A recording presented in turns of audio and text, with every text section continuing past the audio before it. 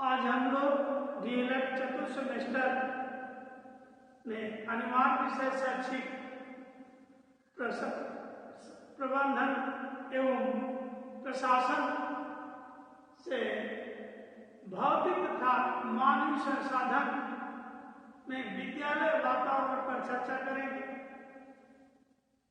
विद्यालय वातावरण मनोविज्ञान के सिद्धांतों के अनुसार बालक के व्यक्तित्व के विकास पर आनुवंशिकता और वातावरण का प्रभाव पड़ता है, परंतु बालक के विकास पर आनुवंशिकता से कहीं अधिक प्रभाव वातावरण का पड़ता है।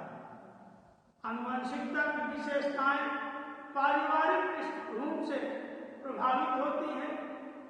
जन्मजात संस्कारों और आनुवंशिकता की विशेषताओं में उपयुक्त वातावरण द्वारा संशोधन, परिवर्तन और परिष्कार किया जा सकता है। यद्यपि बालक के गुणों के विकास पर परिवार, समुदाय और विद्यालय तीनों के वातावरण परिवेश का प्रभाव पड़ता है, परंतु विद्यालय के वातावरण का बालक के व्यक्तित्व के विकास पर प्रत्यक्ष रूप से अपेक्षाकृत अधिक प्रभाव पड़ता है। यदि बच्चों को विद्यालय में अनुकूल वातावरण प्राप्त होता है तो वे सही दिशा में प्रगति कर सकते हैं। विचारणीय है कि विद्यालय का वातावरण बालक के व्यक्तित्व के विकास को इस सीमा तक प्रभावित करता है कि योग्य और होनहार बालक विद्यालय के अनुपयुक्त वातावरण के कारण समुचित विकास से वंचित हो जाते हैं। इसके विपरीत निम्न स्तर की योग्यता रखने वाले बच्चों को विद्यालय के अच्छे वातावरण द्वारा उत्कृष्ट बनाया जाता है। निष्कर्ष यह है कि बालक की योग्यता और क्षमता कैसी भी हो, विद्यालय का वातावरण जैसा होगा, बालक के व्यक्तित्व का विकास भी उसी अनुरूप होगा। विद्यालय का अच्छा वातावरण बालक के लिए सीखने की अनुकूल स्थितियां उपलब्ध कराता है। विद्यालय का सौंदर्य छात्रों को अपने विद्यालय के प्रति अत्यंत गर्वशील बनाता है, अपने आस पड़ोस पर अमिट सा प्रभाव डालता है। अवश्य ही विद्यालय ठोस आदर्शों का एक प्रतीक स्वरूप है। यह आध्यात्मिक के लिए भी एक अस्थायी भौतिक अभिव्यक्ति का साधन है। विद्यालय का रूप, सौंदर्य, आकर्षण हो, क्योंकि बाह्य रूप ही आंतरिक आचरण का दर्पण होता है। अगला पॉइंट है संगठनात्मक वातावरण के प्रकार। संगठनात्मक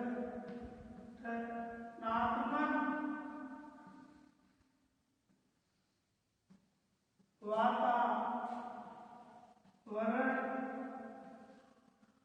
के प्रकार।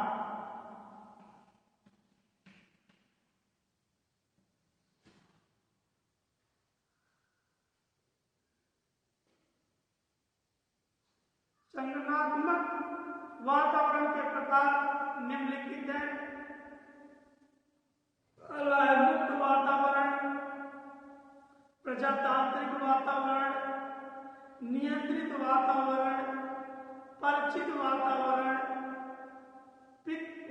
वातावरण, बंद वातावरण। पहला पॉइंट है आपका मुक्त वातावरण।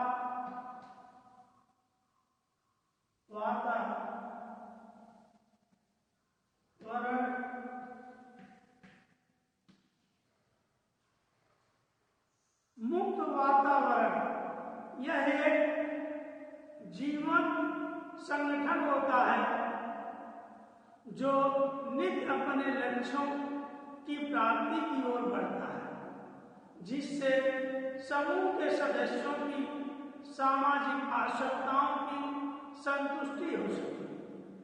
इस वातावरण की यह विशेषता है कि इसमें प्रधानाचार्य इनमें सिर्फ प्रशासनिक कार्य करना मात्र ही अपना दायित्व नहीं समझता, वह अपने साथियों के कार्यों का निरीक्षण करता है, उनकी आलोचना करता है, वह आवश्यकता अनुसार उन्हें मदद भी करता है।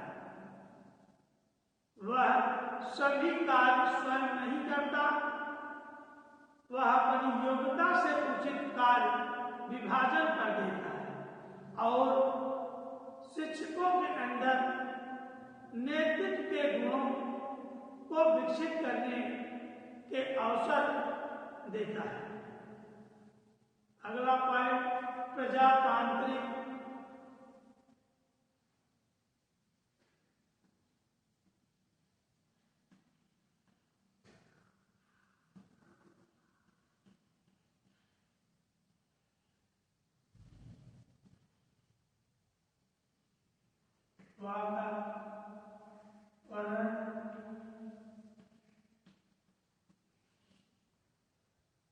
प्रजातांत्रिक वातावरण, इसमें पूरा समूह सक्रिय होता है। इसमें नेता या प्रशासक बहुत ही कम नियंत्रण रखता है और अपने सदस्यों के मनोबल को ऊंचा उठाता है, जिससे उनकी समस्त आवश्यकताओं को संतुष्टि मिलती है। शिक्षक मिलजुल कर कार्य करते हैं और इसका कार्य सुविधाजनक ढंग से चले, इसके लिए प्रधानाचार्य नियमों का निर्माण कर देता है।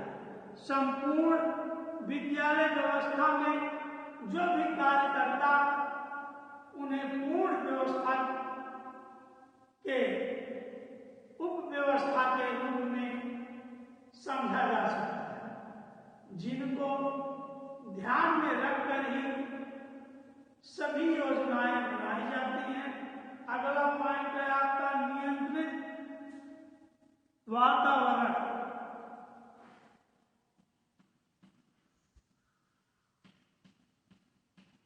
नियंत्रित वातावरण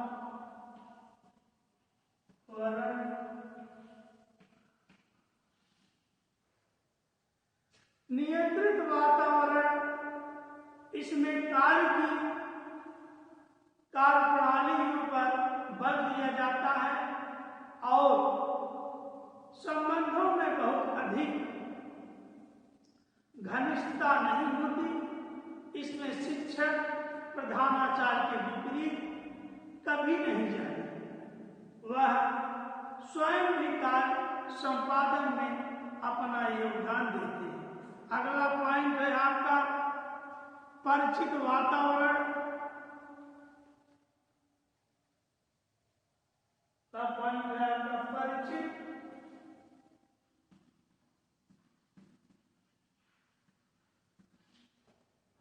वातावरण।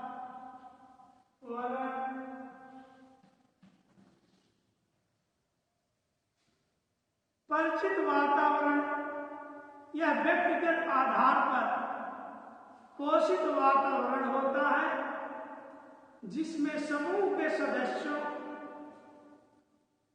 अपनी समस्त आवश्यकताओं को संतुष्ट करते हैं, किंतु वह सभी कार्य नियंत्रण में रहकर करते हैं।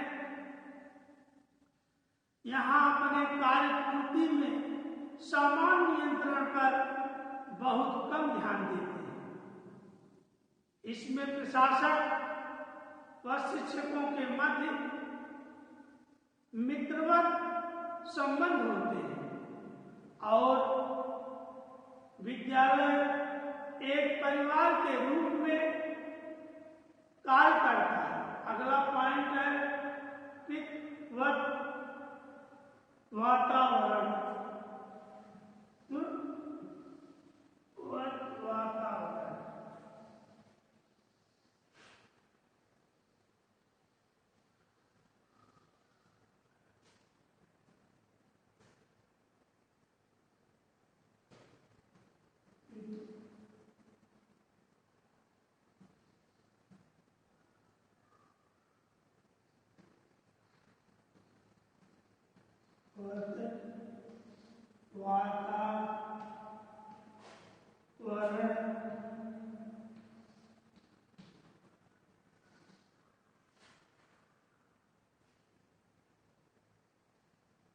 इसमें प्रधानाध्यापक पिता की भांति सभी दायित्वों को स्वयं पूरा करना चाहता है, क्योंकि जिसके परिणाम स्वरूप समूह के सदस्यों की सामाजिक आवश्यकताओं की संतुष्टि नहीं हो पाती और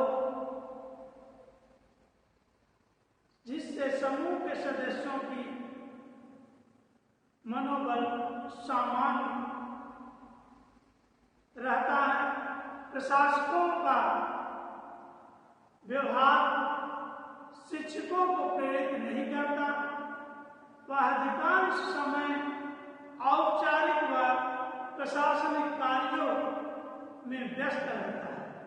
प्रशासक के नियंत्रण के अभाव में शिक्षक मिलजुल कर कार्य नहीं करते, बल्कि वह अपने समूह में बटे रहते हैं। प्रधानाध्यापक कार्यों में शिक्षकों को राय नहीं देता है। वह यह मानता है कि वह सबसे अधिक जानता है, क्योंकि वह सबसे बड़ा।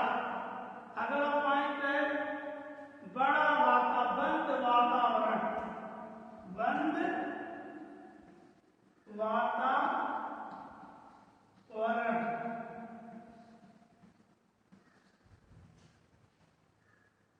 बंद वातावरण, इसमें गतिशीलता कम होती है तथा संगठन के सदस्यों का मनोबल भी कम होता है और न ही इनमें न तो उनकी सामाजिक आवश्यकताओं की संतुष्टि मिलती है और न ही कार्य पूर्ति के बाद संतुष्टि मिलती है। इसमें प्रशासक शिक्षकों को निर्देश देने में भी असमर्थ होता है। इसमें प्रशासक शिक्षकों को निर्देश देने में असमर्थ होता है। शिक्षकों के मध्य तो परस्पर मधुर संबंध होते हैं, क्योंकि प्रशासक शिक्षकों की आवश्यकताओं व सुविधाओं के बारे में नहीं सोचते। इसमें नेतृत्व की शक्ति का अभाव होता है। आप लोगों को प्रश्न दिया जा रहा है, जिसका उत्तर व्हाट्सएप के माध्यम से देना है। प्रश्न है संगठनात्मक